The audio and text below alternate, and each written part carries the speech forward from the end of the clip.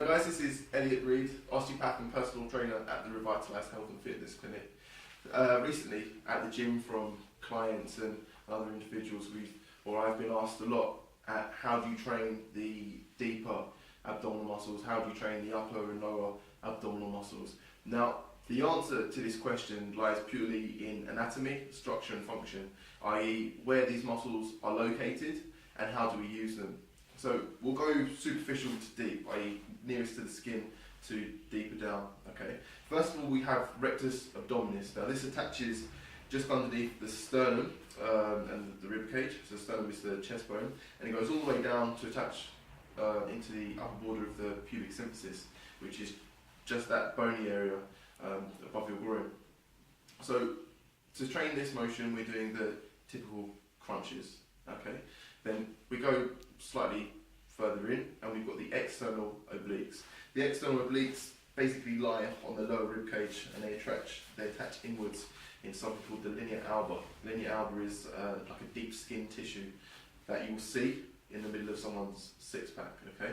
Now the external obliques create what we call contralateral rotation, i.e. they rotate to the opposite way to where they are. So my obliques on the right will cause me to rotate to the left.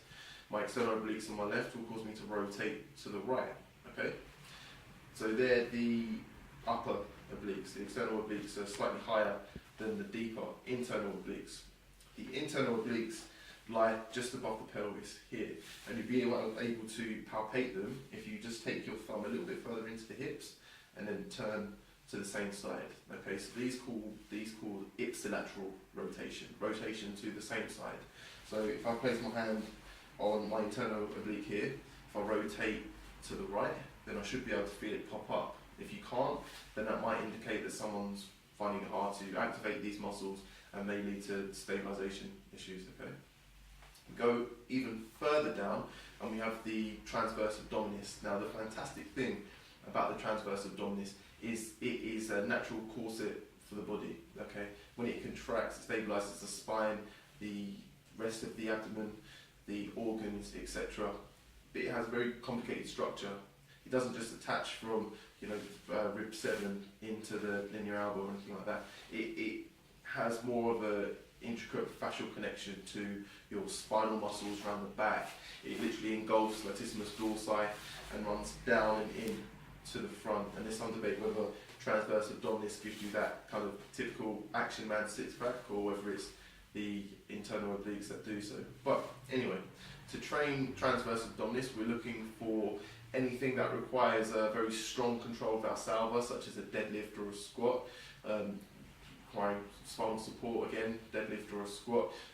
But also we can recruit this muscle directly by just taking our belly in. So as you can see, me taking my belly in is me contracting transverse abdominis. Now a lot of the time you'll see people do this and hold it. Now that's not really contracting transverse abdominis in an isolative manner. You're recruiting your diaphragm, intercostal muscles as well. So as you contract transverse abdominis, you should still be able to talk and breathe at the same time. Okay, so I hope this has shed some light on where your abdominal muscles are located, how to train each one of them, and if you have any further questions, then don't hesitate to contact us via Twitter, YouTube or email. Thank you. This is Elliot Reid from the Revitalised Health and Fitness Clinic, where you find health and attain fitness.